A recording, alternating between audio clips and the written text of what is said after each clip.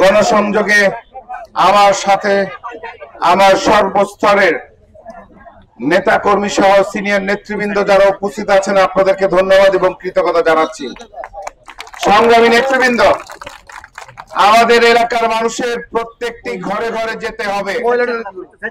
দেশনেত্রী বেগম খালেদা জিয়া, বিএনপির ভারপ্রাপ্ত চেয়ারম্যান জনাব তারেক রহমান শুধু এই এলাকার জন্য আমাকে একা মনোনীত করে নাই, এই এলাকার প্রতিটি স্তরের প্রতি নেতা এবং কর্মীগণ সবাই আপনার একে একে ধানের শীষের প্রার্থী।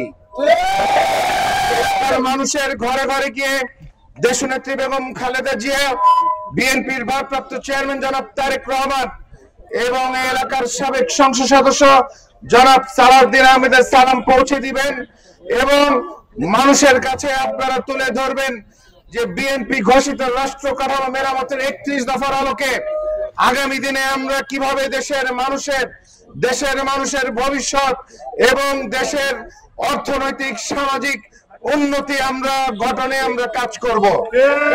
সংগ্রামী নেতৃবৃন্দ, বিগত 18 বছরে রেখে যাওয়া ফ্যাসিস্ট সরকারের সমাজের মধ্যে যে অসঙ্গতি, যেই বিবিধ সমস্যা, আমরা এলাকার মানুষের জন্য দায়বদ্ধতা নিয়ে স্বচ্ছতার সাথে রাত দিন 24 ঘন্টা আমরা পরিশ্রম করে মানুষের প্রত্যাশা পূরণ করব।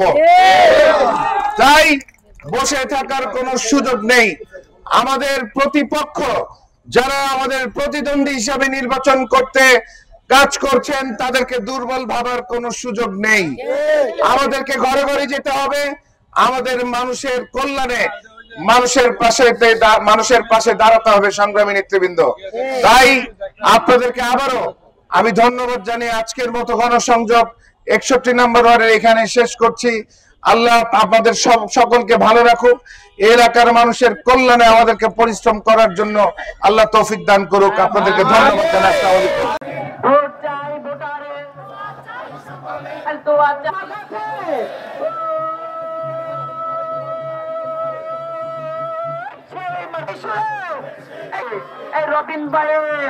রবিন ভাইয়ের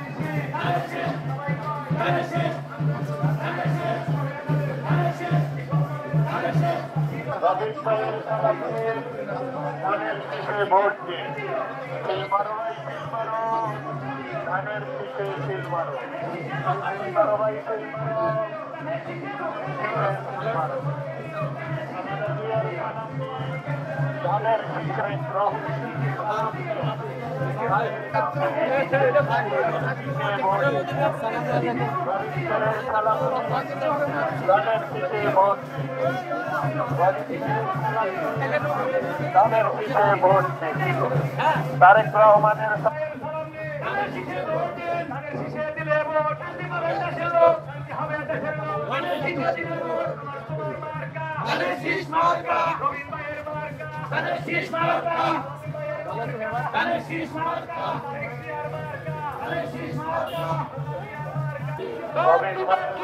ধানের শীষে ভোট দিন।